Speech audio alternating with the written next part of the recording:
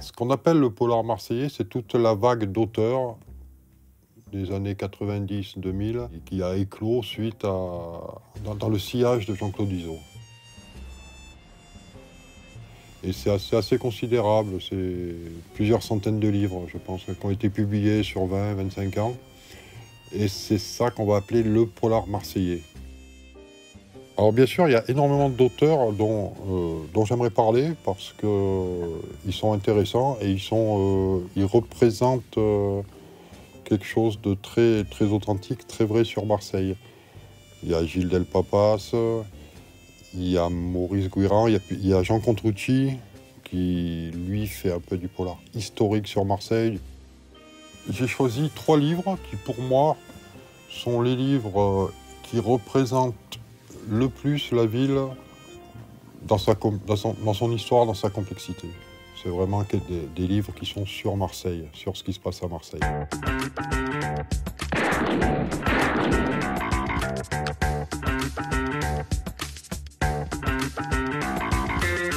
Alors Jean-Claude Izzo, son œuvre la plus connue, c'est une trilogie, Total Kéops, Oléa, Chourmeau. Et alors c'est un auteur très important, très très important.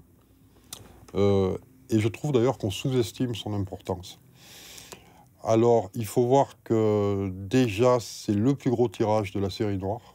Je ne vais pas te dire de bêtises, il me semble que c'est 1 million d'exemplaires. Je suis toujours frappé en tant que libraire ici à Marseille de voir que des Belges, des Anglais, des Espagnols, des Italiens viennent pour acheter et demandent Jean-Claude Izzo. La trilogie Jean-Claude Izzo donc, met en scène un policier, c'est pas tellement ça l'intérêt, c'est son rapport à la ville, son rapport à la mer, son rapport à la littérature, à la poésie. Le Marseillais va voir que c'est quelqu'un qui connaît la ville qui écrit, c'est quelqu'un comme lui. C'était vrai qu'il faisait chaud, une bonne trentaine de degrés, avec dans l'air un mélange poisseux d'humidité et de pollution. Marseille étouffait, et ça donnait soif. Alors, au lieu de tirer direct pour le Vieux-Port et la Corniche, le chemin le plus simple pour aller chez moi au Goude, je m'étais engagé dans l'étroite rue Curiole, au bout de la Canebière. Le bar des maraîchers était tout en haut, à 2 pas de la plage Jean Jaurès. J'étais bien dans son bar, à Hassan. Les habitués se côtoyaient sans aucune barrière d'âge, de sexe, de couleur de peau, de milieu social. On y était entre amis.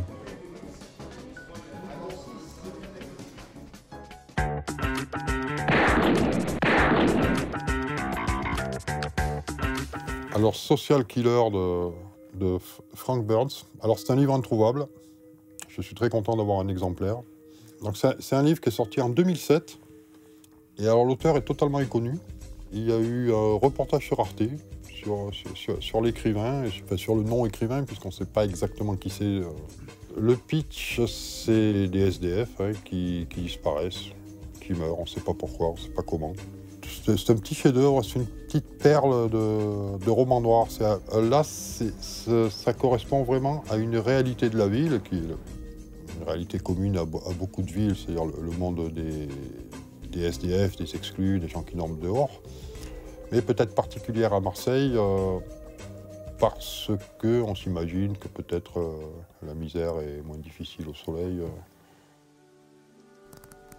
J'errais cours Joseph Thierry, là où la soupe populaire dressait encore la semaine dernière ses tables nocturnes. Mais depuis qu'elle avait plié bagages avec Janvier, ne restaient que les flics. À défaut de nourrir la misère, sans doute fallait-il encore prévenir ses menaces.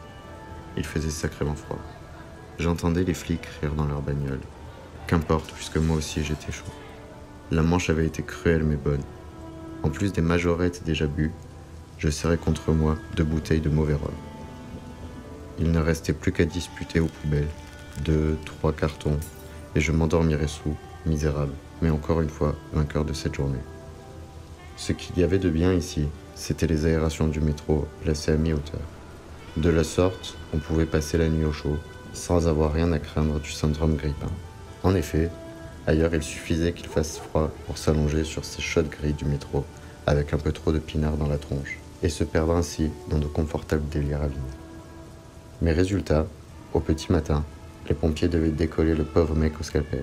Sous, lové, dans une chaleur inespérée, le gars ne sentait pas son corps fondre et se coller sur les grilles d'aération.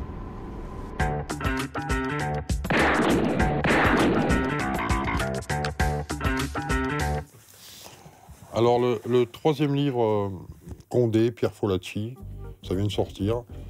C'est un témoignage alors très, très sincère, très authentique. Une carrière de flic et aborde aussi bien le milieu du grand banditisme que le milieu du meurtre, de la crapulerie.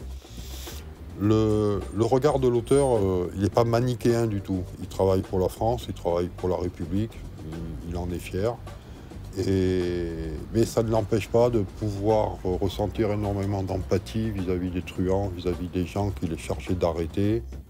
Alors on va explorer Marseille la nuit, le quartier de l'Opéra, le grand banditisme, mais aussi la campagne d'Aix, la campagne environnante.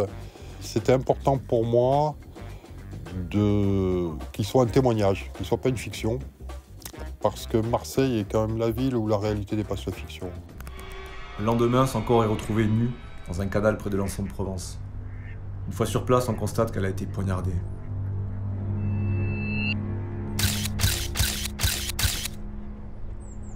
On s'installe avec les pompiers à proximité de la dépouille et on attend patiemment le légiste qui est en retard. Quand il finit par arriver, je découvre un personnage complètement à l'ouest qui me fait immédiatement penser au professeur Tournesol. Aussitôt, il examine le cadavre sans faire de fioritures. Clé thoracique et abdominale, organes sexuels. Il écarte bien les plis et les replis. Il regarde, il observe. Il fait signe aux employés des pompes funèbres avec lesquelles il est arrivé. Le corps est placé dans le corbillard qui part à destination de l'Institut médico-légal. Pendant ce temps, on fait les relevés et les constatations. Au bout d'un moment, je réalise que le légiste n'est pas reparti, mais qu'il est là, à se balader dans la nature environnante, le nez au vent comme un promeneur lambda. Il s'est approché d'un buisson et semble y cueillir ses fruits. Lorsqu'il revient vers nous, il nous tend ses mains ouvertes et nous dit « Il y a plein de murs sauvages ici, vous en voulez ?»